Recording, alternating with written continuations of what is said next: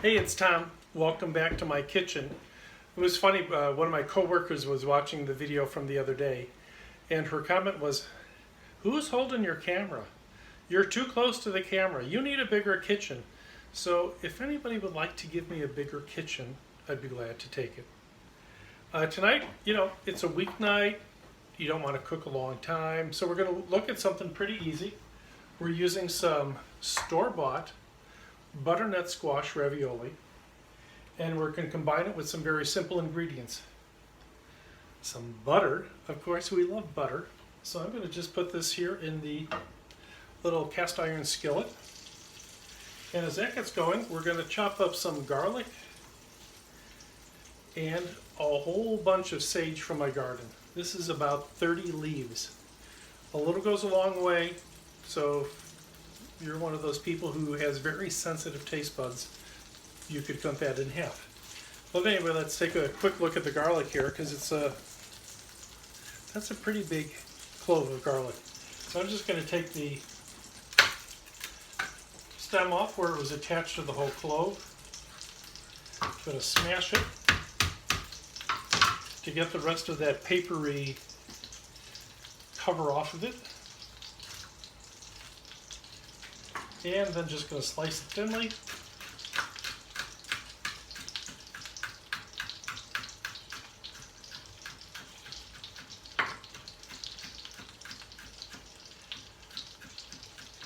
That's about it. And again, that was a big clove of garlic. You might need to use 2, maybe 3, maybe half of that. But anyway, just going to put it right in with the butter. It's just going to start to melt in there because the heat's not on real high. And sometimes it's nice to do that, not as a high temperature, let the garlic come up with the same temperature as the butter. We're going to do the same thing with the sage leaves. Just going to roughly chop them. And you can always leave, a few smaller ones out in case you want to decorate the plate or something like that. But just going to give them a rough chop here.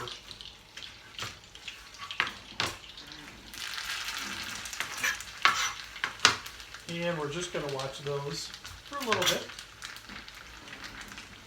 And, my friend David, he says, well, I tell him this is what we're going to make. He's like, well, what's going to be the protein? Well, I checked in my fridge. I actually did just have this sitting around. It's a end of a piece of prosciutto. So this is about 3/4 of a pound. So we're just going to cube this and add that to the butter, to the sage. So in terms of knives, this is a meat knife. So it's a curved handle. It's a very flexible blade. It's very sharp. And we're just going to take the skin off the prosciutto.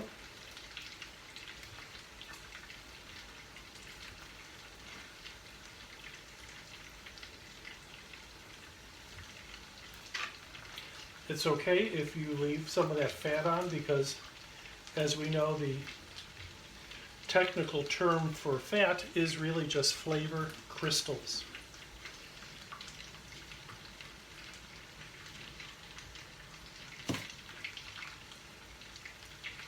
Let's take that fat off. It's almost done. Actually, it's not the fat, it's the skin.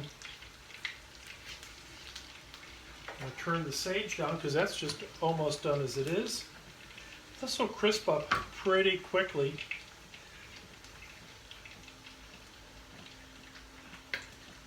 So, this is just one of those amazing dishes. We've been going now for 5 minutes or so. The ravioli are going to take about 3 minutes to cook. So one of those things is, as soon as I put the prosciutto into the pan, I'm going to drop the ravioli into the boiling salted water. So it's one of those things that this sauce, actually the butter sage, brown butter sage, is a nice thing that you could also just have that on the side, pour that over a grilled pork chop. That would be very tasty. You could put that over a little chicken, you could put that over a little fish. Just one of those nice versatile things to have that just dresses up your meal. You wouldn't believe how good this is smelling. I mean, that combination of garlic and sage, it's amazing. That's going, this is going to cook quickly, so I'm just going to take the butternut squash ravioli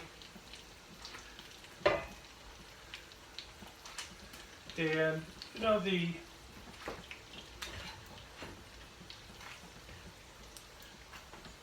prosciutto end, if you can't get a prosciutto end, if you don't have a nice little Italian store near you, you know, even just regular from a deli, thinly sliced prosciutto, you could just, after the pasta is cooked, just layer a nice little slice onto each serving portion, because it'll be thin.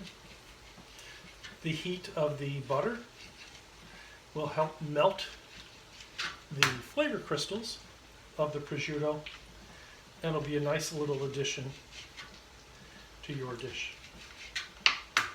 Let's push these down a little bit.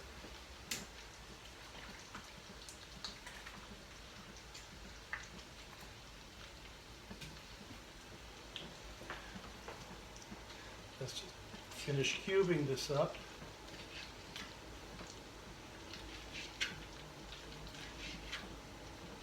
So as many of my friends know, I really like to cook a lot. And there was at one point, I used to keep a little guest book, and my friends didn't know it, but after anybody was over, I just sort of keep a little diary of who came over that night, what did I serve, you know, sort of, I don't know, I did it in this house, and I've lived in this house for 30 years.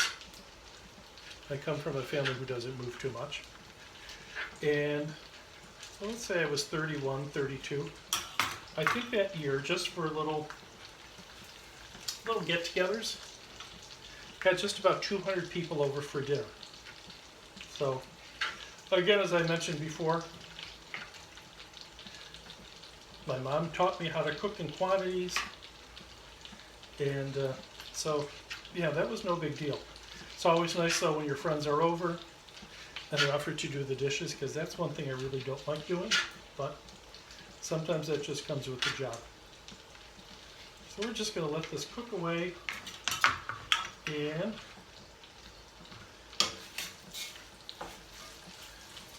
we'll check it all in a few minutes.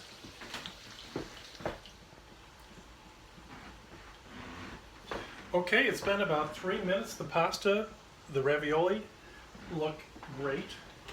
So I'm just going to turn that off, take the bowl, put it over there. Look at these. Oops. Sometimes that happens. Just going to put them into our serving bowl. It's okay if some of that pasta water comes with it. That's always okay.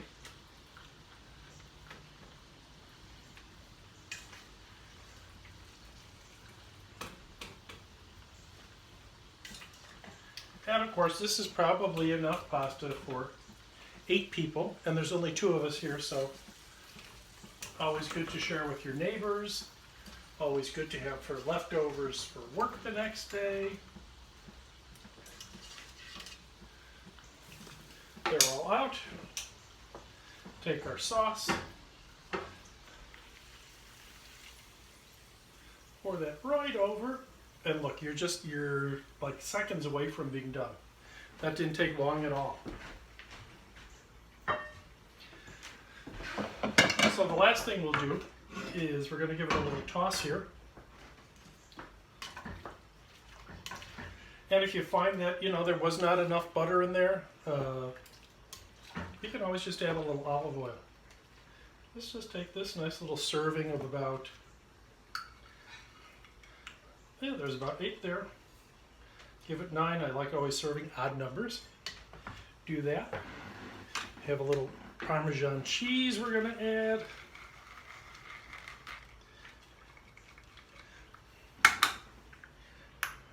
A few little toasted walnuts. Give it a nice little crunch. You could also use toasted pine nuts. A little shot of black pepper. And you're done.